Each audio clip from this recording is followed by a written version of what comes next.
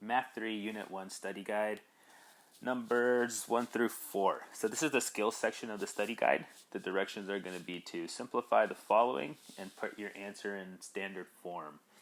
Standard form meaning that we need our highest exponents first and then descending down from there.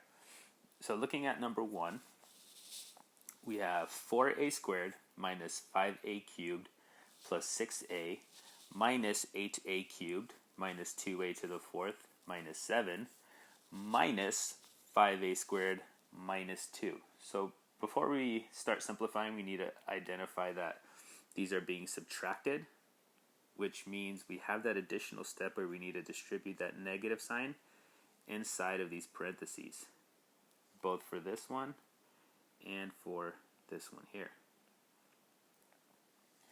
So we're going to take that first set of parentheses, this one here, we're going to rewrite it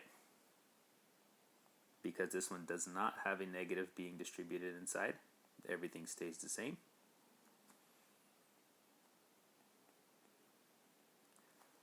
And now we're distributing that first minus sign.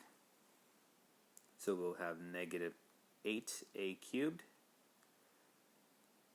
plus 2a to the fourth plus 7. And then that second minus sign gets distributed.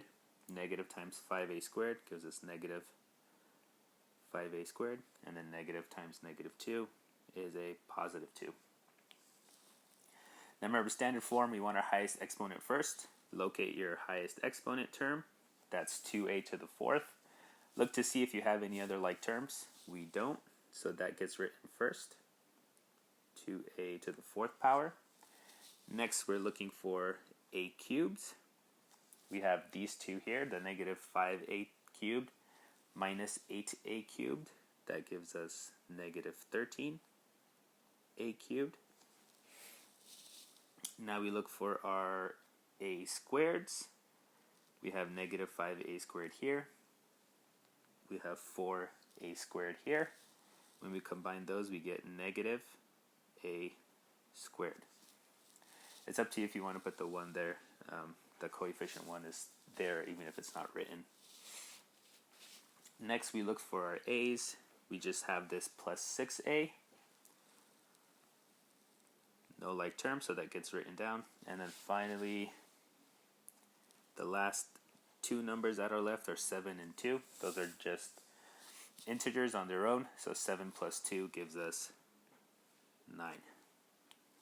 And we box our answer. Double check to see that it is in standard form.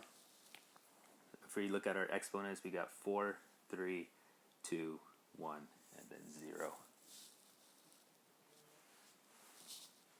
Looking at the second one here, this one is the FOIL method, right? We have a binomial being multiplied to another binomial. To start this off, we do 3b times 3b. That gives us 9b squared. Next we have 3b times negative 5. That's negative 15b.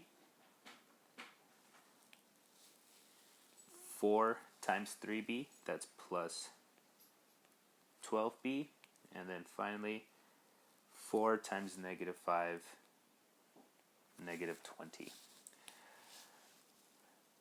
So now looking at what we have now, 9b squared minus 15b plus 12b, you go to collect your like terms. And again, standard form, highest exponent first, like terms. And rewrite your answer. Okay, looking at number 3. We have 4m minus 2n times 3m plus 4n. So notice that we have two different variables for this one. We have an m and we have an n. Okay, so we start off the same way. We do our FOIL method. So let's take our 4m and multiply it to 3m. And that gives us 12m squared. Then we take 4m and multiply it to 4n. That gives us 4 times 4 is 16. M times n, there's nothing we can do with that there, so it stays mn. Next we have negative 2 times 3m.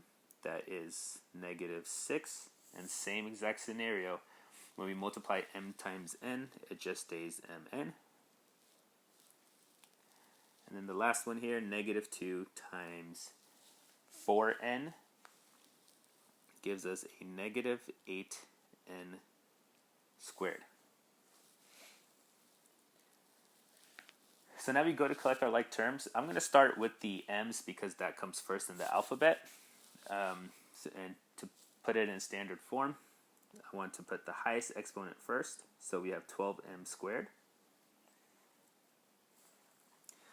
Then we look to see if we have like terms. These two are both like terms. The variable is mn.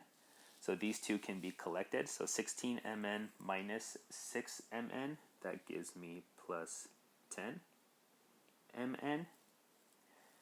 And then we have this minus 8n squared to attach onto the end. Now I know that n squared is a higher exponent than the 10mn offers, but for the sake of staying consistent, right? So our m, we have our m squared, then we have m to the 1, and then we're gonna omit the ends.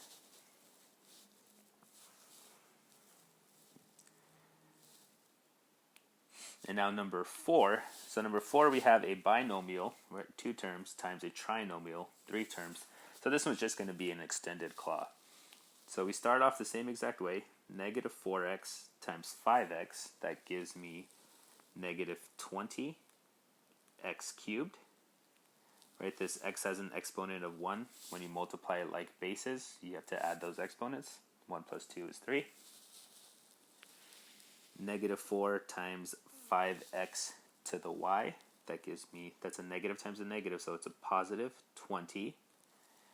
See, the x's we're adding, that's x squared.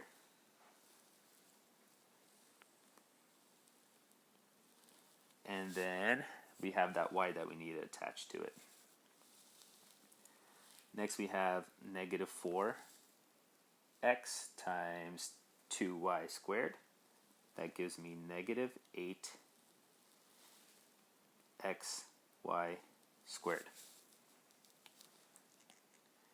Let me erase some of these. Okay. Now the next term is our 5. We have 5y times 5x squared. That gives me plus 25x squared y. 5y times negative x 5y squared. That gives me negative 25x y squared. And then our last one, I'm going to try to fit it in here. 5y times 2y squared. That gives me 10y to the third power.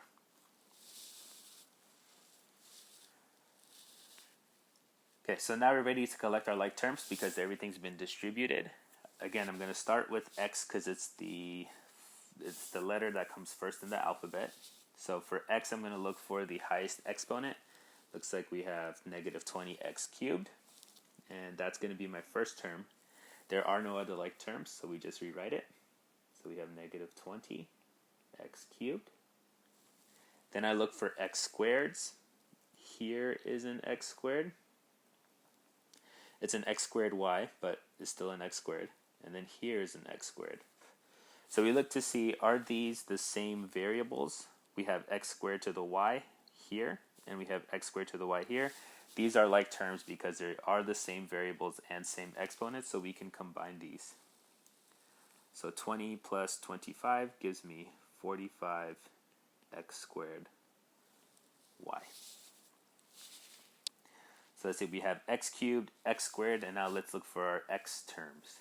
So our x terms, we have this negative 8x squared y, and we have negative 25xy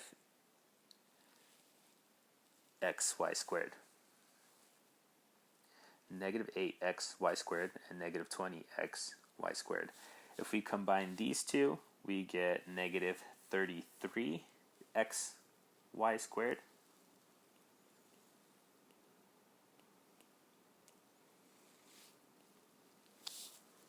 So we see we use this one here, and we use this one here. And then finally, our last term there, we have 10y cubed. So we just add it on to the end because there are no like terms for it. And we box our answer.